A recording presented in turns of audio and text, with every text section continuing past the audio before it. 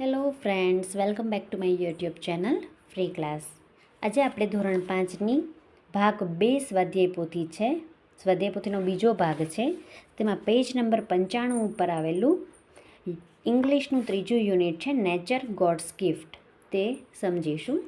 જેમાં એક્ટિવિટી પહેલી આપેલી છે recite the poem. Imagine a snail. સરસ મજાની જે છે આ પોયમ આપેલી છે એ તમારે ગાવાની છે. ત્યાર પછીના પેજ પર બીજી એક્ટિવિટી જોઈએ. Find out rhyming words from the poem. પોયમમાંથી જે છે એ રાઇમિંગ વર્ડ શોધીને લખવાના છે.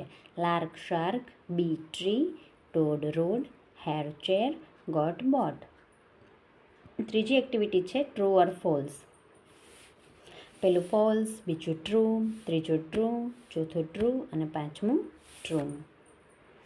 ત્યાર પછી ચોથી એક્ટિવિટી છે જેમાં તમને પેરેગ્રાફ આપેલો છે તે રીડ કરવાનો છે અને પેરેગ્રાફ રીડ કર્યા પછી તેની નીચે આપેલા ક્વેશ્ચન આન્સર લખવાના છે. પેજ નંબર 97 ઉપર ક્વેશ્ચન આપેલા છે. Where was a big playground in CM Vidyalaya school.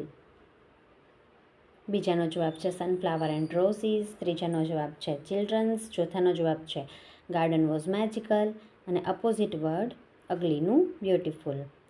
Activity 5 જોઈએ.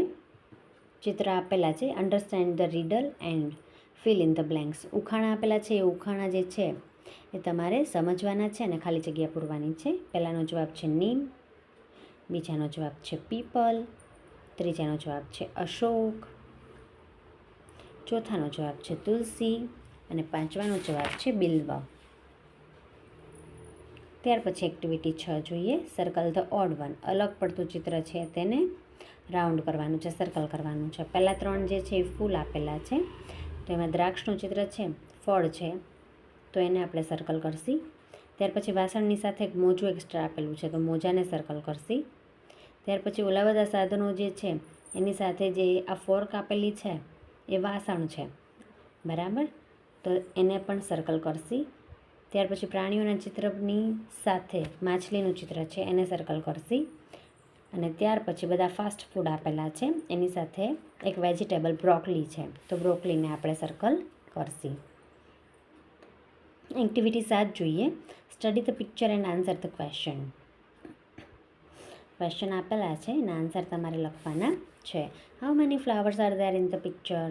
તમારે આખા વાક્યની અંદર બાળકો જે છે એ જવાબ લખવાનો છે. There are 5 flowers in the picture. What is the color of the bird? The color of the bird is blue. What is the rabbit doing?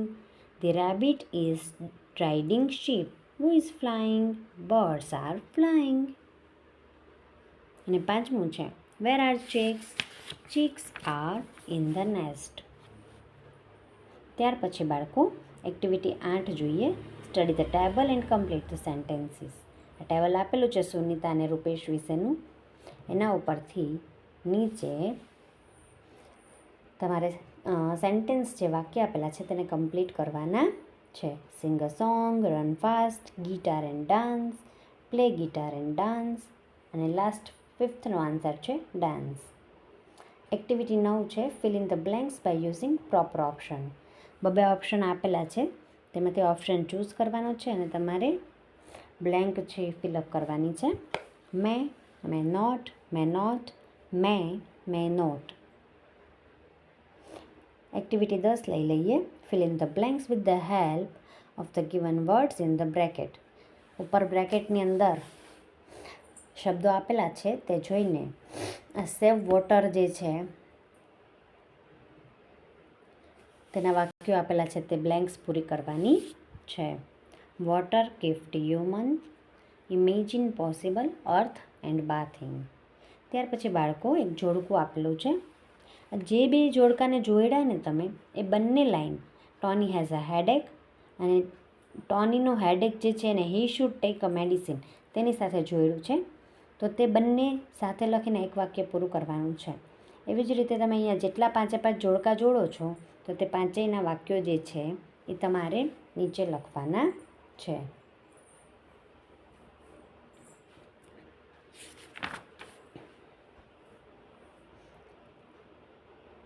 લખાઈ જાય પછી બાળકો એક્ટિવિટી 12 જોઈ લઈએ. Make meaningful words from the bracket. આડાઅવળા જે છે એ થઈ ગયેલા છે અક્ષરો, તો એને સરખા કરીને મિનિંગફુલ વર્ડ બનાવવાનો છે. Fruit, leaf, roots, branch, flowers.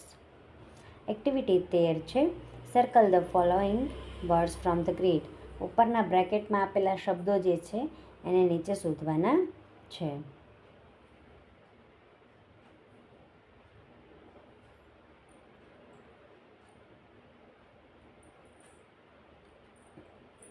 આ થઈ જાય પછી પેજ નંબર 103નું આપણે ફન ઝોન જોઈ લઈશી. એમાં ડોટ્સ જોડીને મિનિંગફુલ વર્ડ બનાવવાનો છે. પેલું છે પી, એનાથી શબ્દ બનશે પ્રીટી. એન, એનાથી શબ્દ બનશે નાઇસ. ડબલ્યુ, એનાથી શબ્દ બનશે વર્લ્ડ. અને એમ, એમથી શબ્દ બનશે